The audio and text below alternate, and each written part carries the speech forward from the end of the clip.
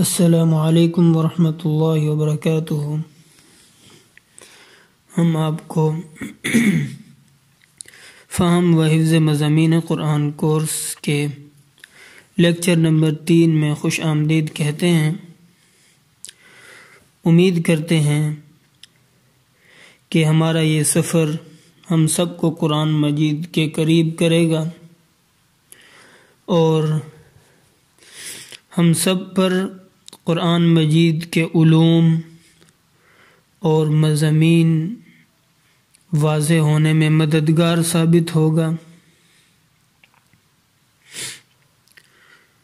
آج کے سبق میں ہم نے پڑھنا ہے سورۃ آل عمران کے بارے میں۔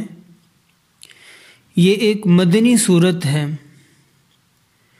اس سورت میں بنیادی طور پر جس موضوع پر بات ہوئی وہ یہ ہے کہ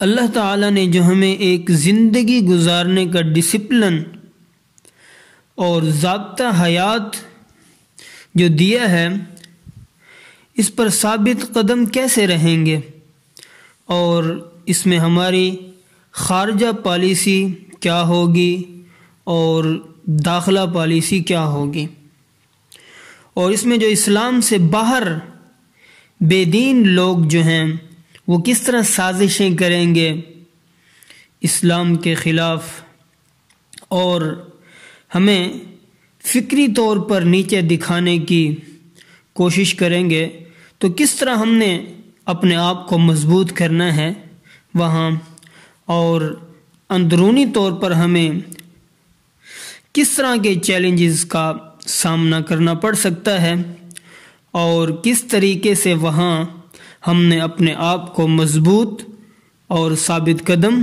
کرنا ہے۔ ان چیزوں کو اس صورت میں بیان کیا گیا ہے۔ اس میں آیت نمبر 1 سے آیت نمبر 120 تک خارجہ پالیسی پر بات کی گئی ہے اور آیت نمبر 121 سے 200 تک داخلہ پالیسی پر بات کی گئی ہے۔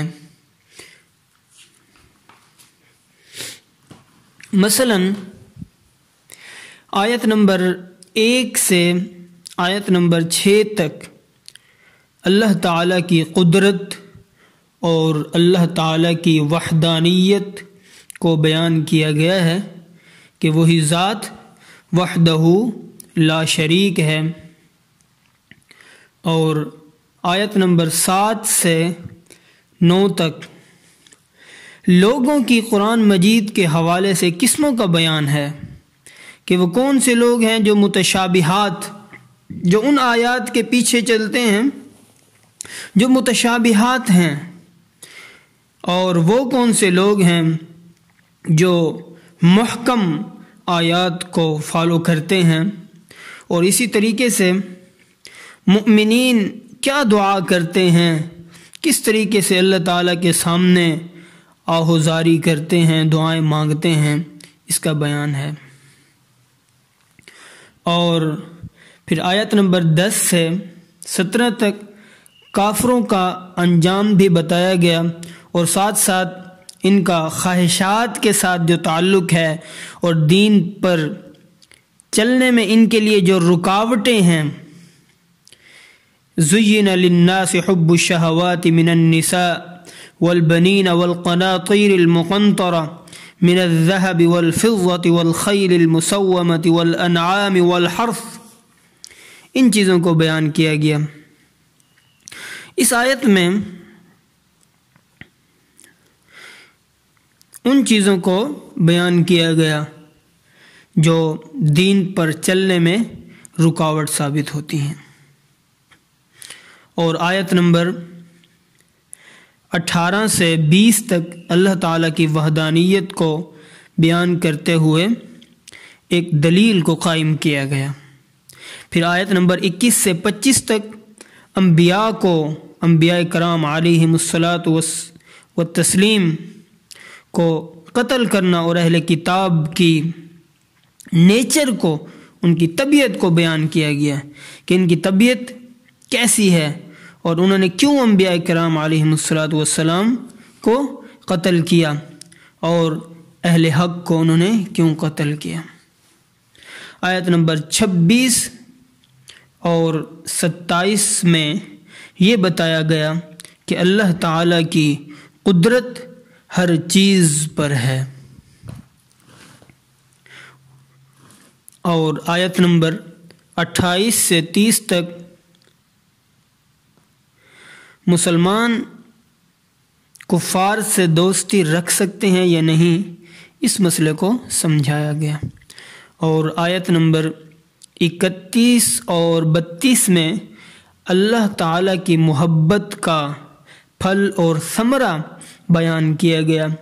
آیت نمبر 33 سے آیت نمبر 59 تک حضرت مریم علیہ الصلاۃ والتسلیم کے قصے کو اس طرح بیان کیا گیا کہ آیت نمبر 33 سے 37 تک حضرت مریم علیہ السلام کا قصہ، اور آیت نمبر 38 سے 41 تک حضرت زکریا علیہ السلام کا قصہ، جن کی پرورش میں حضرت مریم علیہ السلام رہیں، حضرت زکریا علیہ السلام، اور آیت نمبر 42 سے 48 تک حضرت عیسیٰ علیہ السلام کی ولادت کی خوشخبری کیسے دی گئی یہ بیان ہوا، اور آیت نمبر 49 سے آیت نمبر 59 تک حضرت عیسیٰ علیہ السلام کا واقعہ بیان ہوا۔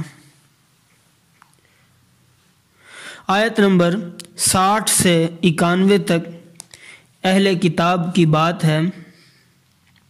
تفصیل اس کی یوں ہے کہ آیت نمبر 60 سے 64 تک اس مباہلے کی بات ہے جو نجران کے عیسائیوں کے ساتھ ہوا تھا۔ آیت نمبر 65 سے آیت نمبر 85 تک اہل کتاب کو رد کیا گیا اور ان کی صفات کو بیان کیا گیا۔ آیت نمبر 86 سے 91 تک جو لوگ گمراہ ہیں، ایمان نہیں لائیں گے، ان پر لعنت جو کی گئی ہے اس کو، اور کفار کی قسمیں اور ان کے انجام کو ڈسکس کیا گیا۔ پھر آیت نمبر 92 میں یہ بیان ہوا کہ آپ جس چیز کو پسند کرتے ہیں اس میں سے خرچ کرنا یہ نیکی ہے، اور آیت نمبر 93 سے آیت نمبر 95 تک یہودیوں نے جو جھوٹ باندھا حضرت یعقوب علیہ السلام پر، اور جو حضرت یعقوب علیہ السلام نے اپنی ذات پر جو چیزیں حرام کیں اس کا بیان ہے۔ اور پھر آیت نمبر 96 اور 97 میں بیت اللہ کی شان اور عظمت بتائی گئی ہے، اور آیت نمبر 98 اور 99 میں اہل کتاب پر رد کیا گیا ہے، اور پھر 100 سے 110 تک مؤمنین کو کچھ ہدایات کی گئی ہیں، اور پھر آیت نمبر 111 سے 120 تک اہل کتاب کے کچھ حالات بیان کیے گئے ہیں اور کافروں کا انجام بتایا گیا ہے۔ اب یہاں تک یہ تو تھی خارجہ پالیسی پر گفتگو۔ اب آیت نمبر 121 سے 200 تک داخلہ پالیسی کا بیان ہوگا۔ آیت نمبر 121 سے 129 تک غزوہ بدر اور غزوہ احد کا بیان ہوا۔ آیت نمبر 130 سے 141 تک مؤمنین کی ذمہ داریاں کیا ہیں اور ان سے کس طرح کے امتحان لیے جائیں گے اس کو ڈسکس کیا گیا۔ آیت نمبر 142 سے 156 تک مؤمنین سے بات کی گئی اور انہیں بتایا گیا کہ احد میں شکست کیوں ہوئی اور اس کے اسباب کیا تھے۔ 157 اور 158 میں جہاد کی ترغیب دی گئی۔ آیت نمبر 159 سے 164 تک رسول اللہ صلی اللہ علیہ وسلم کی صفات بیان کی گئیں۔ 165 سے 174 تک پھر مسلمانوں کی غزوہ احد میں شکست کے اسباب اور شہداء کی فضیلت پر بات ہوئی۔ 175 سے 179 تک شیطان اور اس کے ساتھیوں سے ڈرایا گیا۔ 180 سے 184 تک یہودیوں کے بخل اور ان کے انجام کو بیان کیا گیا۔ آیت نمبر 185 اور آیت نمبر 186 میں دنیا کے فنا ہونے اور صبر کی فضیلت کو بیان کیا گیا۔ آیت نمبر 187 اور آیت نمبر 188 میں اہل کتاب کی کچھ صفات بیان کی گئی ہیں، اور آیت نمبر 189 اور آیت نمبر 190 میں اللہ تعالی کی توحید اور اس کی قدرت کاملہ کا بیان ہے۔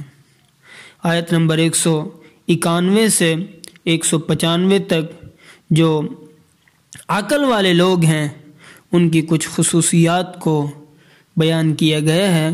آیت نمبر 196 اور 197 میں کافروں کا انجام بیان کیا گیا اور انہیں تنبیہ کی گئی۔ آیت نمبر 198 سے 200 تک متقین کے بدلے اور ان کی جزا کا بیان کیا گیا، اور آخر میں سورت کی فضیلت پر کچھ بات کریں گے۔ آپ صلی اللہ علیہ وسلم نے فرمایا اقرؤوا الزہراوین البقرہ و سورت آل عمران، کہ ان سورت بقرہ اور آل عمران کو پڑھو اور ان روشن صورتوں کو پڑھو، کیونکہ یہ قیامت کے دن اس طرح آئیں گی جیسے دو بدلیاں ہو جو آپ کے اوپر سایہ کیے ہوئے ہوں گی، اور یہ قیامت کے دن سفارش کریں گی اپنے پڑھنے والوں کی۔ اللہ تعالی ہم سب کو سورت بقرہ اور آل عمران سے ایک خاص تعلق بنانے کی توفیق عطا فرمائے، اور ہمیں یہ صلاحیت عطا فرمائے کہ ہم ایسی مجلسیں، ایسی محفلیں قائم کریں کہ کبھی ہم بیٹھیں تو ہم کہیں آج ہم سورت بقرہ پر بات کریں گے۔ ہم اپنی محفل میں پوری گفتگو ہی سورت بقرہ کے حوالے سے کریں۔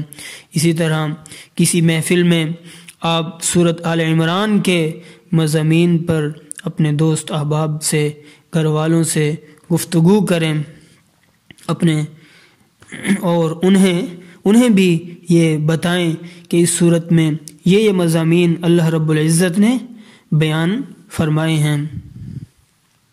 اسی طرح ہماری مجالس قرآن کی گفتگو سے معطر ہو جائیں، اور ہم اسی طرح کبھی سورت بقرہ یا آل عمران کی تلاوت سے محظوظ ہوں، کبھی اس کے مضامین بیان کر کے ہم لطف اندوز ہوں، ہم ان صورتوں سے ایسے مانوس ہو جائیں، ہمارا ایسے ان سے تعلق قائم ہو جائے جیسے، اور آپ کو ان صورتوں کے مضامین کا ایسے علم ہو جیسے آپ کو اپنے گھر کے بارے میں علم ہوتا ہے کہ کون سی چیز ہمارے گھر میں کس جگہ پر رکھی ہوتی ہے۔ ایسے ہی ہمیں ان صورتوں کے بارے میں بھی علم ہو کہ کون سا مضمون، کون سا واقعہ، کون سا مسئلہ کن آیات میں بیان ہوا۔ ان صورتوں میں ایسی مانوسیت پیدا ہو جائے تو پھر کیا ہی بات ہے۔